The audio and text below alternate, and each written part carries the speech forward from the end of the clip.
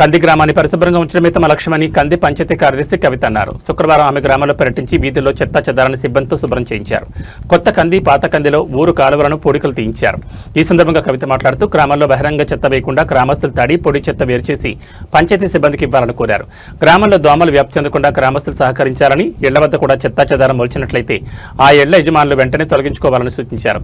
మురుగు కాలువలు, పారిశుద్ధ్య సమస్య ఏదైనా ఉంటే వెంటనే తమకు తెలియజేయాలన్నారు.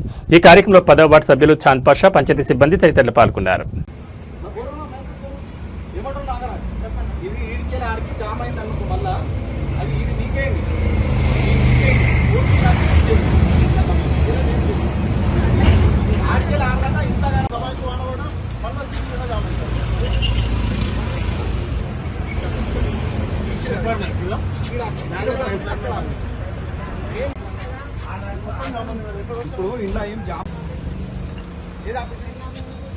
ये पूरे जाम ही थे मोरे आप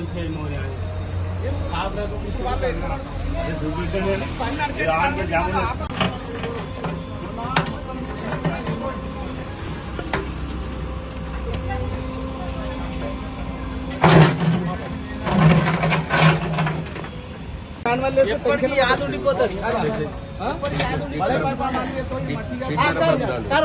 నీళ్ళ పైపు వేసినాక షాల్వ్ వేసి కప్తాం. మగన్న నెంబర్ వేరు, ఇప్పుడున్న నెంబర్ అరే గెలవక ముందే పనులు చేస్తుండే, ఇప్పుడు గెలుచుకుంటా పని చేస్తున్నాడు.